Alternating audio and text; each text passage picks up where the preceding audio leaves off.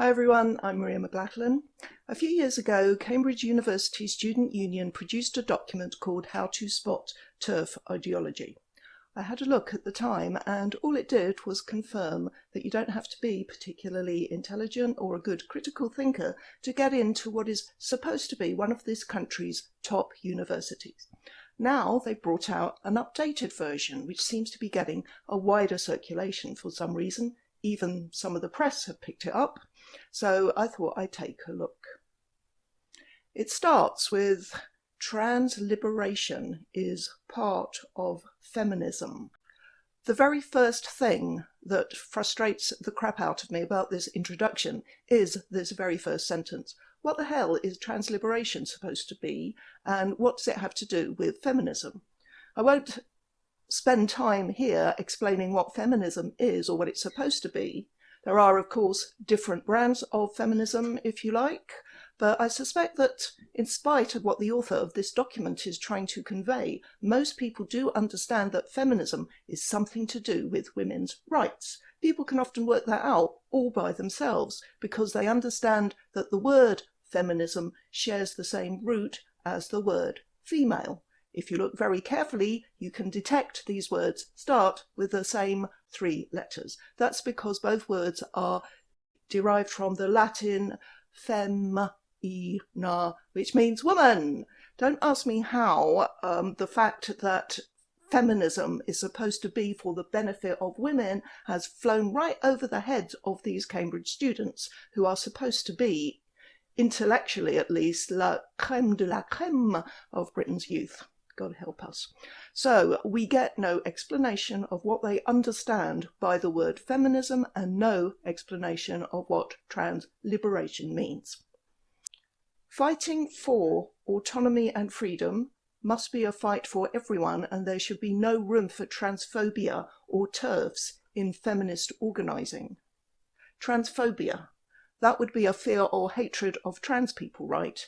Not just disagreeing that men can be women and vice versa, surely, because that is a prerequisite for feminism. You can't be a feminist if you think a man can be a woman, and if you can't even define what a woman is, and the gender nutters can't. A few days ago, I asked one of the bad-tempered trans people that comments beneath my videos to define the word woman, and he came back with the usual evasive answer that a woman is anyone who says they are, although he used more convoluted wording. Look. Someone adult, not non-binary, who is assigned female at birth and agrees, and someone who is assigned male at birth and not agrees. Can you see a definition of the word woman in there? Nope. The second part tells us that a man who doesn't agree that he's male is a woman, apparently by default. That is gender ideology. Up shit creek without a paddle. Okay, we are committed to not only a trans-inclusive but a trans-liberatory feminism. You already said that, but what do you mean by it?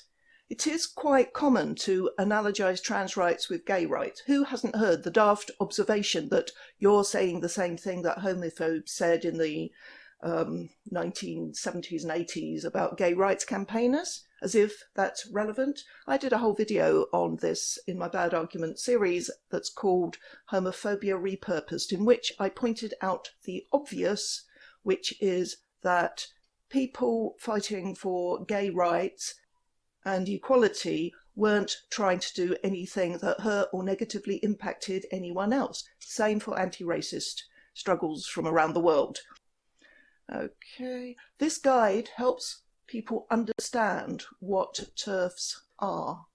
So they're not human beings then, because if you saw these TERF creatures, these TERF thingies as human beings, you surely wouldn't be talking about them like that. You might say what TERFs are about, not what TERFs are. They're people with a different point of view. When I was an undergraduate, many decades ago, my modern European history class had the privilege, for want of a better word, of being shown primary sources that were not available to the general public at the time. It was, of course, a pre-internet era. And I vividly recall how propaganda films made by the Third Reich described Jewish people in a way intended to make them sound like some lower form of life, something less than human.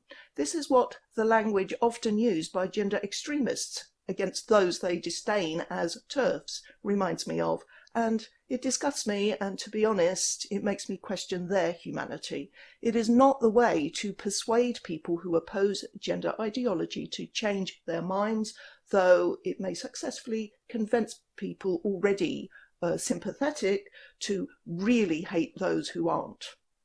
Apparently the author is Cambridge University's Students' Union women's officer, someone called Milo Morgan. Milo? Isn't that a man's name? Have Cambridge students really elected a man as women's officer? I wondered to myself as I was on the verge of screaming in despair. But then I saw Milo was from Newnham College, which I know is one of the few women's colleges left at Cambridge. So what gives? Meet Milo, who, in spite of standing for and being elected women's officer, identifies as a man. Doesn't that mean she's always been a man up here, which is one strand of gender ideology? Judging by her previous incarnation, here she is, age 16, giving a TEDx youth talk, I would say not. Note the t-shirt in particular. Does that say girl talk? Yes, it does. Now, in my life, I've probably taken too much wisdom from the Harry Potter series. But I think the Sorting Hat song from the 5th book still has something important to say here. We must unite inside her, or we'll crumble from within. If there is one thing Order of the Phoenix really does showcase, it is the power of unity. Seems she was quite a nice girl back then. What happened? Hey, Milo, just because you're now claiming to be a man doesn't mean you have to behave like a misogynist bastard. Not all men are like that, in my experience. Okay, next sentence. And what makes turfism a distinct subcategory of transphobia? How to spot TERF ideology. Is it a secret then, this turfism, this TERF ideology? Is it so insidious that the noxious beings you call TERFs are able to spread it without anyone even noticing, apart from the clever little brats at Cambridge, of course? The next section is entitled, What is a TERF? TERF stands for Trans-Exclusionary Radical Feminist. Before we go any further, let me say something about the word TERF. Yes, as I understand it, the word started life as an acronym for Trans-Exclusionary Radical Feminist. It was invented by liberal feminist organisers of the Michigan Women's Festival to describe those feminists who wanted to exclude trans-identifying men from the festival because it was a women's festival. Nowadays, it's a derogatory label pinned on everyone who is assumed to disagree with the core tenet of gender ideology, which is that so-called gender identity is more important than biological truth. Let's be honest, most people take that position and very few of them are radical feminists. Some of them are even trans-identifying themselves.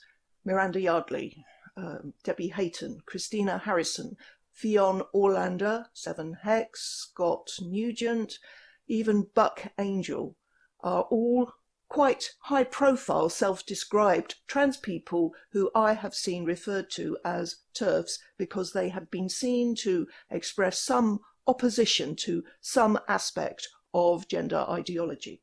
Imagine that. Trans-exclusionary trans people. TETs, I suppose. Radical feminists insist that trans-identifying women like Milo are still women. They don't exclude those trans people, the female-born ones, from either womanhood or feminism. Trans-identifying women exclude themselves because radical feminism is, by definition, male exclusionary, and they mostly claim to be men.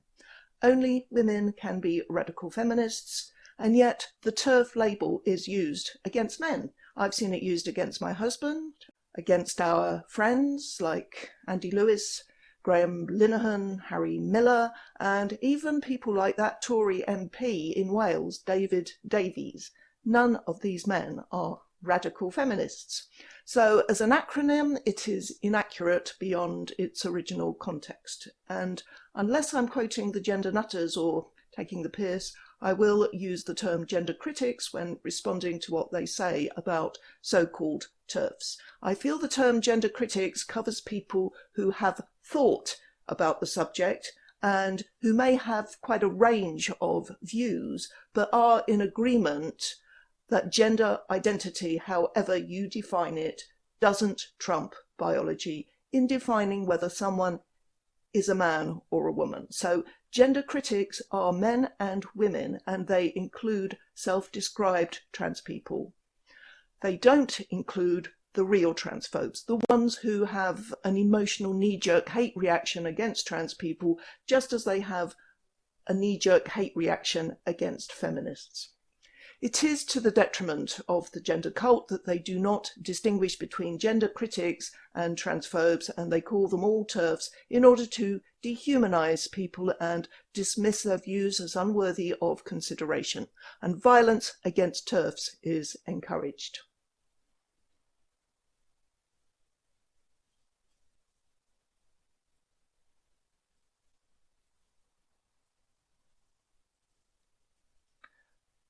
These are the people that students like Milo and her supporters are aligned with. Shameful. Let's carry on. Oh God, TERF ideology is a specific form of transphobia. The primary TERF assertion is that trans women are not women and accordingly have no place in women's spaces.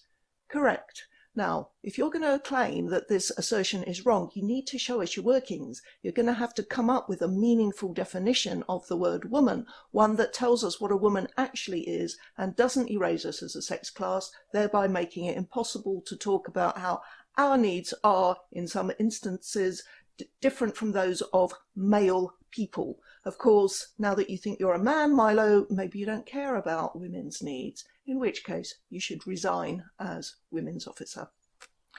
TERFs define misogyny as sex-based oppression, which results from being biologically female, a term they define flexibly but can often be taken to mean people who are assigned female at birth. Wrong. Misogyny, derived from the Greek, simply means hatred or contempt for women, and I'm not aware of anyone who thinks it is a synonym for sex-based oppression. It is my contention that gender ideology is rooted in misogyny. To be a member of the sex class that has throughout history oppressed women, and to claim that women who refuse to accept that you are one of us just on your say-so are now oppressing you, is as contemptuous of women as is the disregard for women's feelings over women's spaces and sports. Secondly, I'm not aware of any gender critic who defines the word female, or biological female as you put it, flexibly, and I really don't know what she's talking about here. Obviously, sex doesn't get assigned at birth. That is pure gender cult speak. The best definition is provided by biologists. I've shown these two tweets by Emma before, but Milo says this is reductive and works on a narrow definition of what constitutes biological sex. And as Milo's first and only degree is in natural sciences, she is perhaps well placed to educate the much published Dr. Emma Hilton on what a better definition of what biological sex might be. So what's your definition, Milo, seeing as you know better than experienced professional biologists? Well, fancy that. We're not told. TERFs claim all women on the basis of biology experience the same kinds of oppression. This completely glosses over the way that gender and sex are both systems of power that interact with other systems of power and oppression such as racism, ableism and colonialism. Complete fabrication. Nobody claims that.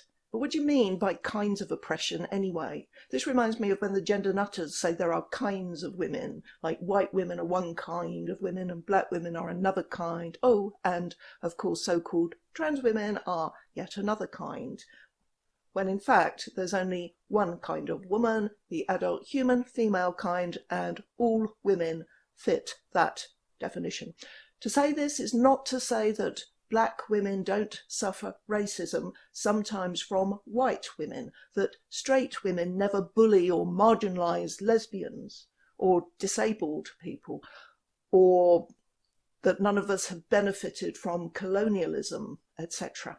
What Milo is trying to do here is firstly present gender critics like some monolith, all with identical views about everything, and secondly, misrepresenting what gender critical feminists think and say. Okay, so women are not a homogenous group. Nobody says we are. And some people who experience misogyny are not women. What misogyny literally means hatred of women. Now, you are somebody who apparently thinks even men can be women, so who or what are these beings who aren't women who experience misogyny? And don't say trans women, because according to you, they aren't men. They are a kind of woman, right? Just to be clear, I do believe men can experience misogyny, only when they are genuinely mistaken for women. You're a man who sees someone you genuinely believe to be a woman, you approach this person with a view to getting intimate with them because you think they are a woman, they turn you down, so you, still mistakenly thinking that they are a woman, verbally abuse them. It happened to me many times in my youth. You might even physically assault them, as happened to this woman in Paris.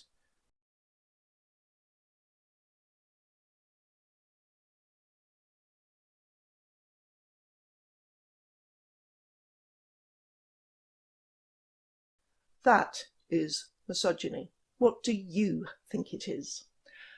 Oppression can occur on the basis of physiological characteristics, e.g. limiting access to abortions.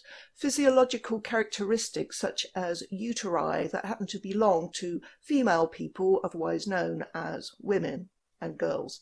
In the real world, of course, not Cambridge University Students' Union. And fighting that oppression is feminist work, but there are many other manifestations of misogyny and oppression, like violence, rape, trafficking, pimping, enslavement, genital mutilation, forced marriage, honour killings, forced veiling, restrictions on movement, locking up in menstrual huts, infanticide, intimidation, cancelling, bullying, invading women's single-sex spaces and sports out of sheer entitlement. Yes, there are many manifestations of misogyny by men and indeed by women like you that are essential to feminist liberation, not feminist liberation, female liberation, women's liberation. Feminists are those of us fighting for it against people like you. Next section, keeping with the dehumanizing theme, is called Spotting TERFs in the Field. Most TERFs don't call themselves TERFs. Terminology evolves over time, so while the following common terms are signs to look out for, it is more worthwhile to examine what the underlying ideology of a claim is. Good advice, so why don't you follow it? Why don't you examine the underlying ideology of gender criticism? Here, let me help you. We say a woman is an adult human female and a man is an adult human male. There are no other meaningful, coherent, non-circular and truthful definitions of the words woman and man. A female human is one whose developmental pathway is towards the production of ova, while for a human male it is towards the production of sperm. Sometimes people are born with disorders of the reproductive tract and they are infertile, but they are still either male or female. In the interest of women's privacy, dignity, comfort and safety, certain spaces are and should remain for women and girls only. This isn't to say that those things aren't important to men too, but it is to recognise that the vast majority of crimes of a sexual nature are not committed by women, are they? For the same reasons, certain jobs, like counselling the female survivors of sexual assaults, should be only for women. And for reasons of safety and fairness, most sports should be single sex. In other words, people's claimed gender identity is not more important than the reality of their biological sex in determining what they are. And that, in a nutshell, is what gender critics believe. So, how do you spot someone with those views? According to Milo, the core characteristics of TERFs are a conservative, binary, essentialist conception of sex as the be-all and end-all. Okay, what I have just said in plain, neutral English, she has obscured and describes using loaded terms. There is nothing conservative about biological truths. They just are. There are two sexes, male, female, nothing else. And a deep hatred for trans women. Disagreement that men can be women isn't hatred. Grow up. I might have to make a separate video in my Bad Arguments by Trans Activists series showing how, because these gender cultists are unable to counter simple truths with reason and evidence, they have to frame those of us who publicly insist on the truth as haters. This is why women like J.K. Rowling and Kathleen Stock are subjected to the most despicable, hateful, frightening harassment and abuse by the pseudo-fascist thugs of the gender cult. There is not one iota of evidence that either J.K. or Kathleen hate trans-identifying men. In fact, I haven't read Kathleen's book yet, but I have found other things she has written too accommodating, in my opinion, too charitable of those enthralled to gender ideology. By the way, I was one of several hundred attendees at the Battle of Ideas conference in London last weekend, and I was impressed by the diversity of people attending and the views expressed and how unpopular gender ideology appeared to be. Only a very tiny minority of those attending appeared to represent these sorts of anti-woman gender extremist ideas, and most of them, perhaps all, were students from Sussex University who I believe had turned up at the conference in order to attack Kathleen Stock, who was supposed to be speaking there, but who had been advised that it might not be safe for her to leave her home and appear in person after she had been horribly victimised by cowardly gender nutters at the university. These students who came to the Battle of Ideas didn't do themselves any favours.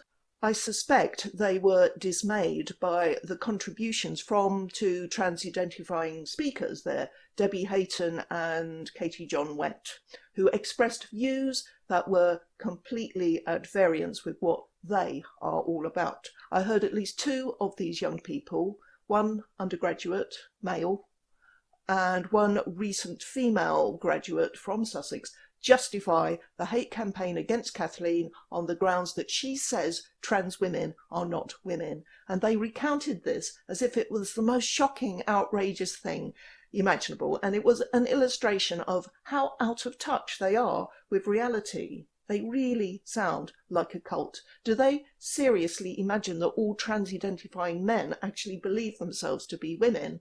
They don't.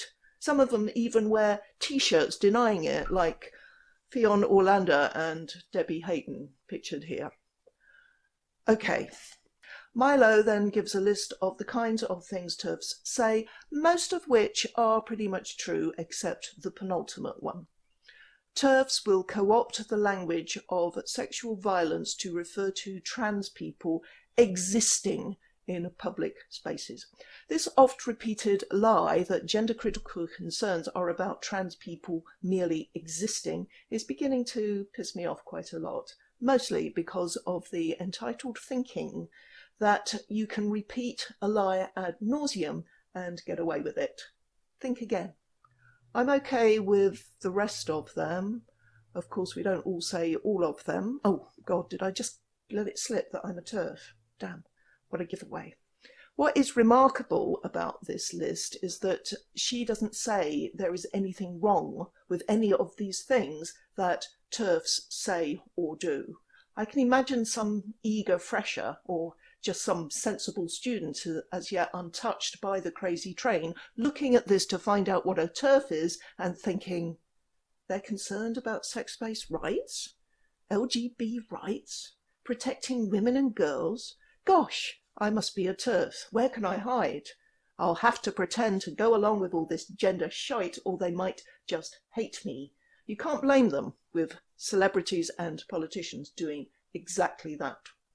The next section is entitled Talking to TERFs, subsection Online. And the advice is don't, because you won't change their minds and you might upset some trans people with fragile egos, etc., etc. In the next subsection, which is about talking to TERFs in person, the advice is do. This, I think, is the most sinister section in the pamphlet. I'm just going to highlight a few bits in it. The unique danger of TERF rhetoric is that it is styled to sound like feminism. I would dearly love to know why Milo thinks saying women and girls are female and need our own spaces and sports, that male people can't be women because womanhood isn't an idea or performance. Why is that not feminism? And why is saying the opposite feminism? What's gone wrong in your life, Milo? Is that what Cambridge has done to you? It may be relatively easy to inform them being the friend or family member whose opinions are dangerously close to what normal people think, about where they're going wrong and why what they're backing is harmful. Could you or someone explain it to me, please? Explain why keeping men out of women's spaces and sports is harmful to anyone beyond hurting the feelings or frustrating the men who want to be in women's spaces and sports, because all I ever get from the trans cultists who comment beneath my videos are things like, "You're so nasty, you should respect this man who claims to be a woman because I say so." In your dreams. Last one. If the person has strong feminist commitments, it may also be worth bringing up that TERFs, particularly the famous ones who figurehead the movement, spend a lot of time working with the far right. What a despicable lie, Milo. Of course, you don't name names, because if you did, you could well find yourself on the receiving end of a libel suit, which you would lose, and that wouldn't do a lot for your credibility. Not a single high-profile gender critic, male or female, spends time working with the far right. Don't be ridiculous. I'm not going to say anything about the last section entitled Trans Inclusion. Obviously, I'll link to this pamphlet below so you can read it. Suffice it to say that the last section is, like the rest of it, full of assertions with no reasoning and a few more outright lies.